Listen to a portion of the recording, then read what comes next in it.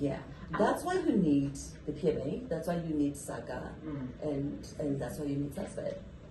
I was gonna ask you something, and I think you touched on it just a bit because I also do biographies on South African legends, and I was doing a biography on Mama Konishu. And she was saying there was a union before Saga, yes, for actors, and she was part of that. Yes, because she was part of the older generation because she passed at 72. So she was saying, because now I'm looking at you as someone who is also part of Saga. She was saying they were actors fighting for their rights, but then the hard thing was you go and fight these production companies, and then the next day you want a job, and then you go to them and still beg for a job after you pulled out your stick, obviously, rightly so. So how is that for you, Mama Nambitha? How are you balancing the two? Because I saw you wearing the nice Saga badge. Yes, you're wearing it proudly. Very proudly. Thank you very much. Look, I've been labeled. I have had street pole signs of "Save us from this diva," and the prima donna has landed, and now I wear the diva crown with pride, because yes, I do stand up for myself, and I stand up for others like me, and I stand up for the voiceless. And thank goodness I am now part of the South African Guild of Actors and part of the EXCO, and I'm with like-minded people. It has changed my employability quite a lot, but the work that we do is so important that I don't see myself not doing it at all.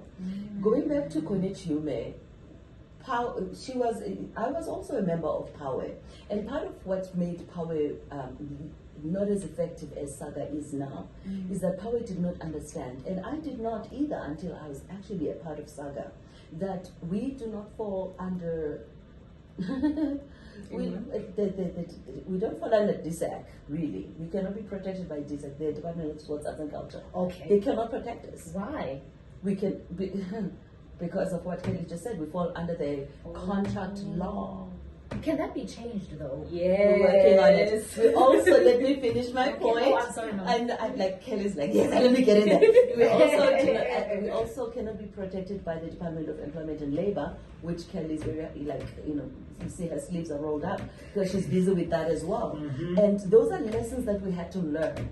That, wait a minute, if we fall under the contract law, and at the end of that contract, it says you're a permanent freelancer, which means you can never negotiate yourself as an employee. And when we got fired in Generations, I was gonna ask about don't worry about it, we can get okay, to that. So when we got fired, some of us went to the CCMA and we were told, oh, hold on, you're not an employee. So you cannot. And the DL did not know that until very recently when Kelly knocked on them and said, hey, did you know this? So a lot of work is being done for actors, through the hard work of Saga. And it's work that makes us comfortable and easy. It makes it easier for us to go to work. And the fact that we don't know about it is a good thing.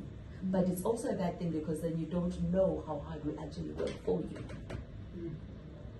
You wanted to jump in, Kelly? I know that, when we No, but that's the question of working on changing it.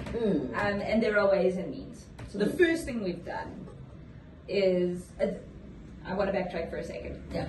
The reason Saga is important is so that individual actors don't have to stand up and jeopardize themselves when there's something wrong. So if Saga stands up and says, hey, there's a problem on set, it's not one voice saying, I have a problem on set. We need Saga, the guild, behind the actor.